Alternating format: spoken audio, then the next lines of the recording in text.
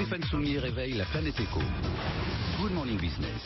C'est Philippe Herbette qui est avec nous, donc le patron du groupe Moving, alors qu'il y a différentes marques, mais justement on va voir, parce qu'à travers toutes les marques, bonjour Philippe Herbette du groupe Moving, ensemble on va voir un petit peu ce qu'il en est aujourd'hui du fitness, du sport en salle. Mais juste un truc, moi j'ai lu ça, votre modèle économique c'est l'abandon des bonnes résolutions. C'est que vous vendez des cartes en sachant très bien qu'un tiers de ceux qui achètent ces cartes ne se présenteront jamais à l'entrée de la salle de sport. Jamais, c'est beaucoup dire, ils vont venir s'entraîner et charge à nous de les motiver à venir régulièrement. Il faut qu'ils c'est pas votre intérêt qu'ils viennent régulièrement. S'ils payent et qu'ils viennent pas, c'est parfait pour vous. Ça fait de la place pour les autres. Ça fait de la place pour les autres, mais nos clubs sont équipés pour accueillir tout le monde.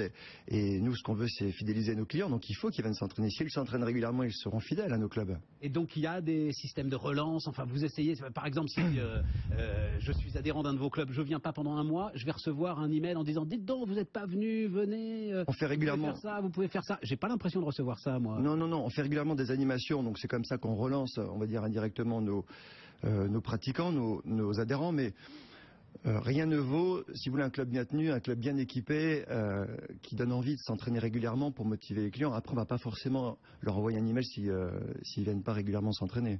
Est-ce qu'il y a quand même un effet résolution du 1er janvier sur les salles de fitness là? Est-ce que vous avez une hausse durant le mois de janvier des inscriptions? Oui, exact. Il y a 3 grands rendez-vous dans l'année, c'est septembre, janvier et puis mars-avril, quand on commence à penser à préparer l'été. Et là, il est trop tard, de toute façon, il faut le dire, mars-avril. Oh non, aujourd'hui on a des super programmes, on peut être en forme rapidement. Qu'est-ce qui définit votre stratégie? Est-ce que vous avez été le premier en France à se dire il n'y a pas de raison que le fitness échappe au low cost? Ça va pas vous plaire le low cost, mais enfin quand même ça veut dire ce que ça veut dire, Si, low price. Exactement. On a été les premiers, le groupe Moving a été les premiers via son enseigne Fitness Park à créer les clubs low cost. En fait c'est des clubs haut de gamme, faut préciser, à prix bas, à prix low cost. Ce sont des clubs haut de gamme. Donc, vous voyez, c'est quoi un club haut de gamme? Ça veut dire quoi un club haut de gamme? Vous qui connaissez bien, ce sont des clubs avec un équipement donc dernière génération, haut de gamme, des amplitudes horaires de 6h à 23h, ouverts 7 jours sur 7 et climatisés, ventilés donc dans des très bonnes conditions, des gros clubs. Donc en ce sens, ils sont haut de gamme et les prix sont à moins de 30 € par mois, donc c'est vraiment bas, quoi. L'assimilation avec le téléphone portable, par exemple, c'est ça qui vous aide à donner une référence prix? Parce que comment est-ce que vous fixez la référence prix justement d'un abonnement? Ça doit être très très compliqué pour vous aujourd'hui. D'abord, après 30 ans d'expérience dans le fitness, on a tout essayé et puis aujourd'hui c'est le prix du marché.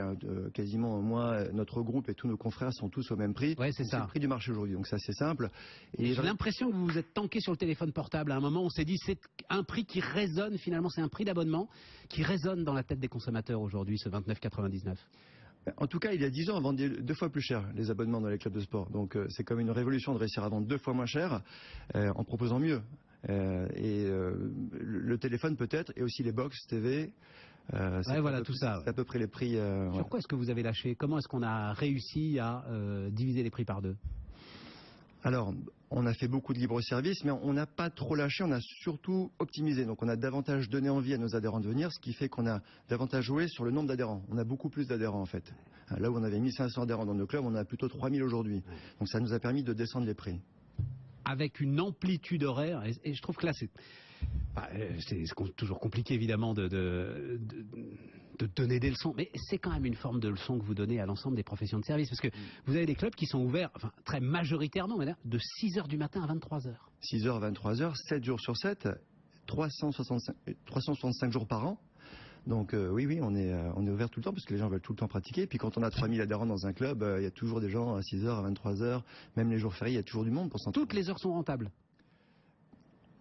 Toutes les heures sont rentables. Ou en tout cas, c'est une plage d'organisation que vous donnez à vos clients et c'est ça qui va les rassurer par rapport justement à la peur qu'on peut avoir d'avoir une salle totalement engorgée où on ne peut pas travailler correctement. Voilà, on a beaucoup fait évoluer les salles de fitness justement en s'ouvrant davantage. Donc vous voyez, large plage horaire, prix bas, on n'est plus obligé de payer l'abonnement. À l'année, on le paye mois par mois. Donc on fait tout pour rendre facile l'accès au club de fitness. Et donc après il y avait évidemment des heures pleines et des heures creuses, peu importe, on mettra un peu plus de personnel au moment des heures pleines, mais on s'adapte. Mais 6h, 23h, voilà, il y a du monde tout le temps, et à partir du moment où l'offre est là, la clientèle arrive. C'est quand même une petite leçon. Non, mais ça paraît fou de raconter ça aujourd'hui en France, mais aujourd'hui on a plus de 200 clubs, on est les leaders sur le marché français, donc on sait vraiment s'adapter à la demande en fait. C'est quoi le cross-training ?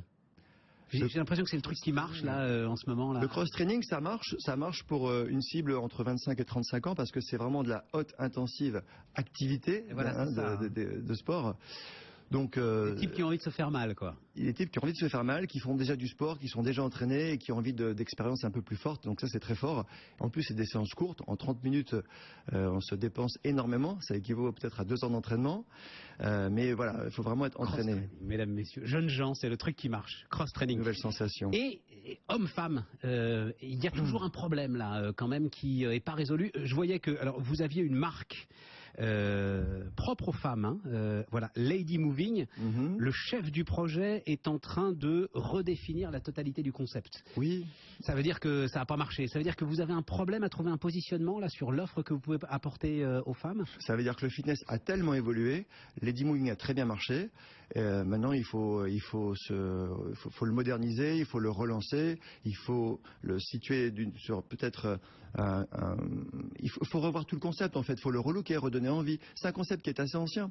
Et alors comme le fitness bouge beaucoup, c'est des effets de mode. Donc aujourd'hui, l'ancienne génération Lady Moving est passée de mode. Donc on est en train de relancer la nouvelle génération, mais ça marchera toujours. Mais il faut encore des lieux séparés aujourd'hui, j'ai l'impression, non ? De moins en moins. De moins en moins. Il y a une époque, il y a eu vraiment beaucoup de clubs réservés 100% femmes. C'est moins le cas aujourd'hui. Ça le reste. Donc on continue à travailler sur cette marque. Il y a toujours une demande des femmes là-dessus. Il y a toujours une demande, voilà, exactement. Il y a toujours un petit créneau de femmes qui ont besoin probablement d'être un peu plus en confiance, donc, être entre femmes. Mais souvent on commence comme ça et après on rejoint les clubs mixtes, vous voyez. Donc c'est vraiment pour favoriser, encore une fois, pour mettre tout le monde au fitness. Et dernier point, c'est un truc qui est en train de monter très fort aussi, les coachs en ligne. Oui. Et l'ensemble des applications mobiles aujourd'hui. Et on voit dans vos clubs d'ailleurs des types qui ont finalement l'application mobile et qui font à travers le coach en ligne. Mais c'est peut-être pas très bon pour vous ça. Il vaudrait mieux que le coach il soit pris dans vos clubs, rémunéré par vos clubs. Et hein à un moment, il va y avoir un petit conflit d'intérêts là pour vous, non ? Toutes les technologies qui permettront de mettre la population en fitness est bon pour nous. Parce que de toute façon, le coach en ligne, ça vous aide certainement pour faire du sport à la maison ou même vos footings, etc. Mais par contre, ça vous donne encore plus envie de venir en salle parce que vous n'aurez jamais l'équipement à domicile que vous pouvez trouver dans une salle de fitness. Donc, et puis de toute façon, les coachs en ligne, c'est aussi un moyen d'avoir rendez-vous dans votre club avec votre coach. Merci beaucoup Philippe Herbette pour tout ça. Donc le groupe Moving qui se développe évidemment en franchise. Hein, plus de 25 clubs par an. Plus de 25 clubs. 212 aujourd'hui, c'est ça ? 212 aujourd'hui et 25 clubs de plus chaque année. Merci beaucoup d'être venu nous voir ce matin sur BFM Business. Merci.